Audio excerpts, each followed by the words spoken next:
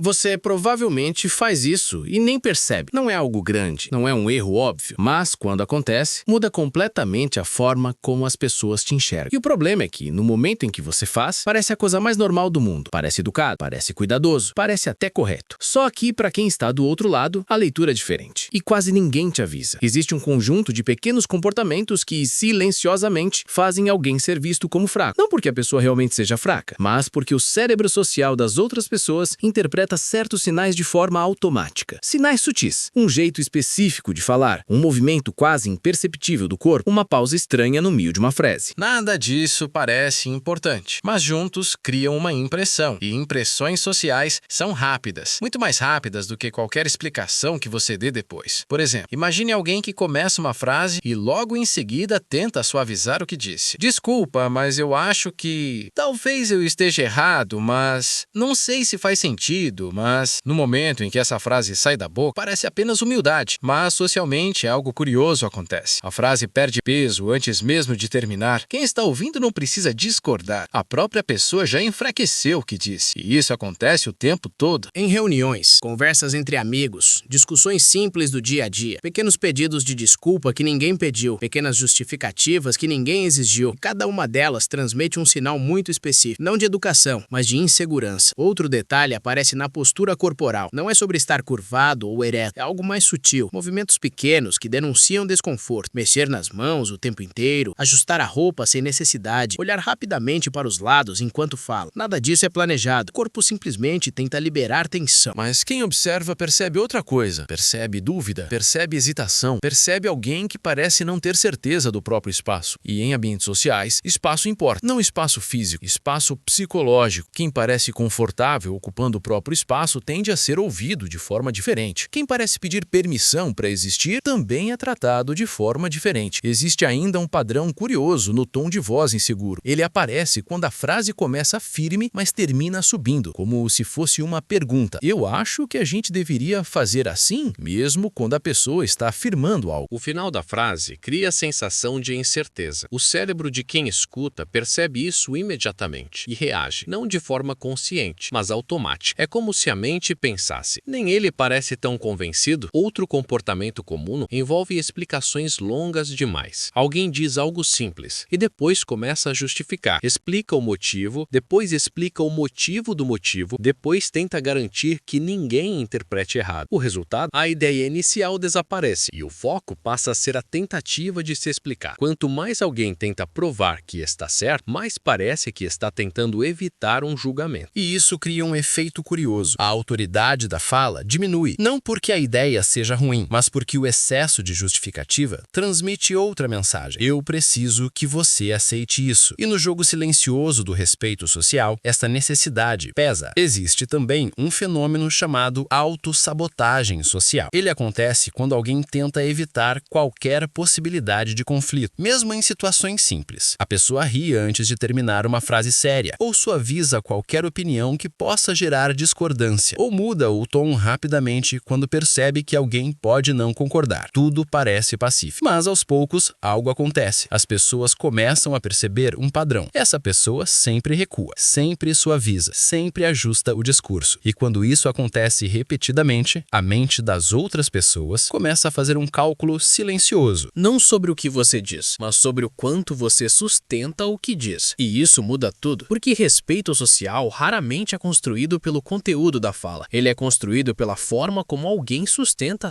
própria presença. É por isso que dois indivíduos podem dizer exatamente a mesma coisa e receber reações completamente diferentes. Um parece convincente, o outro parece hesitante, mesmo usando as mesmas palavras. E muitas vezes a diferença não está nas palavras, está nos microcomportamentos, pequenos sinais que passam quase invisíveis. Um segundo de pausa antes de responder, um sorriso nervoso fora de hora, uma frase que começa forte e termina pedindo aprovação. Nada disso parece grave. Mas o cérebro humano foi treinado por milhares de anos para ler sinais sociais rapidamente, antes mesmo de entender a lógica do que está sendo dito. Primeiro vem a leitura da postura, depois a leitura do tom, depois a leitura da segurança emocional. Só depois vem o conteúdo. E isso cria uma situação estranha, porque a maioria das pessoas acredita que está sendo julgada pelo que fala, quando, na verdade, muitas vezes está sendo avaliada por como parece se sentir ao falar. Agora, pense em algo. Quantas Quantas vezes você já explicou demais algo simples? Quantas vezes pediu desculpa antes mesmo de terminar uma frase? Quantas vezes suavizou uma opinião só para evitar um pequeno desconforto no ambiente? E mais importante, se você voltasse mentalmente para algumas conversas recentes, será que em algum momento seu próprio comportamento fez alguém te ver como menos confiante do que você realmente é? Ou será que isso nunca aconteceu com você? Quero saber o que você pensa. Na sua opinião, qual desses sinais faz uma pessoa parecer mais fraca em uma conversa? E você já percebeu alguém fazendo isso? Ou percebeu isso em si mesmo?